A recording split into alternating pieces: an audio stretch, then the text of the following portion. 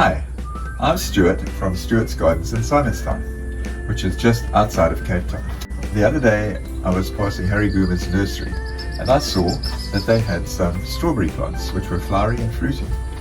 And although it's midsummer, I decided that I was going to purchase them and grow them. And in this video I'll show you that with the right microclimate, the right soil and the right watering system, you can grow beautiful, fully formed, delicious strawberries.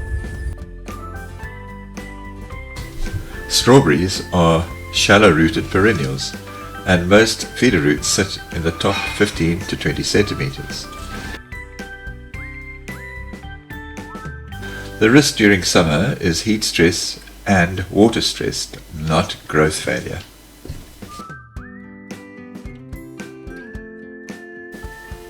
These are the plants that I've bought from the nursery, and fruit initiation is already happening in these nursery plants. Earlier this summer I planted a few strawberry plants here under the fruit trees in what I thought was dappled shade, and then as the summer vegetables took off I rather forgot about them. What's interesting is what I'm seeing now.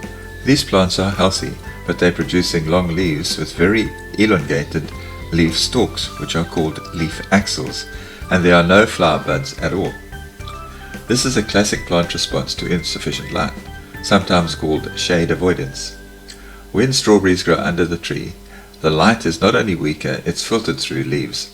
The plant senses competition and responds by stretching, producing longer leaf axils to try to reach better light. Leaves are relatively cheap for a plant to make. Flowers and fruit are expensive. If the plant doesn't have enough surplus energy for photosynthesis, it simply won't invest in reproduction. I have a container in full sun available. However, containers warm quickly with the risk of root zone overheating and rapid moisture loss.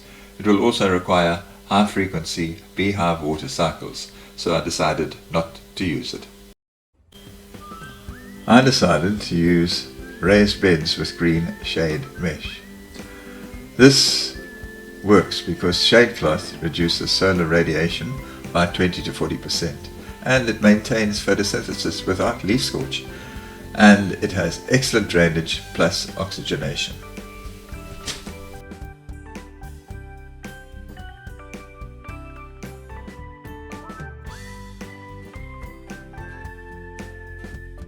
When planting strawberries, it's important to ensure that the crown of the plant, which is the intersection between the main stem and the roots, is at soil level.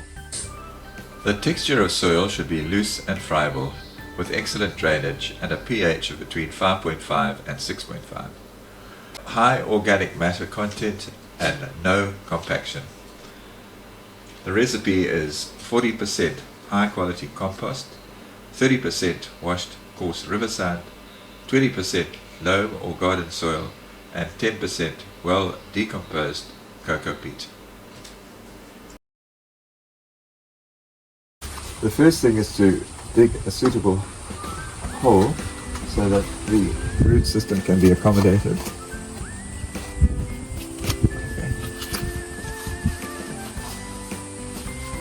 And then remove the plant from the pot.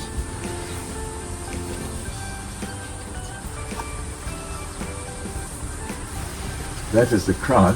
Now what I have to do is to ensure that the soil here ends up at the same level as the soil in the container.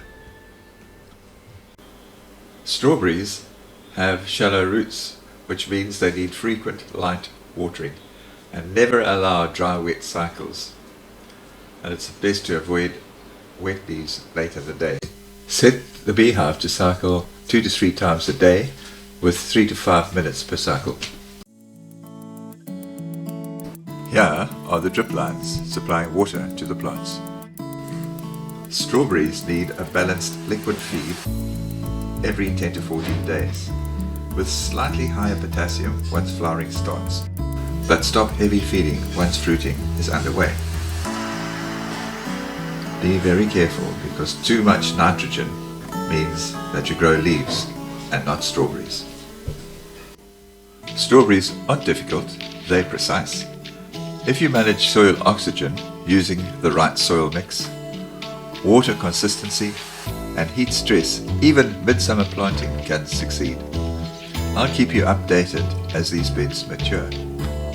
If this helped you, please give it a thumbs up and subscribe for more science-based gardening from Stuart's Gardens. Share this video with your friends so that they too can grow delicious strawberries.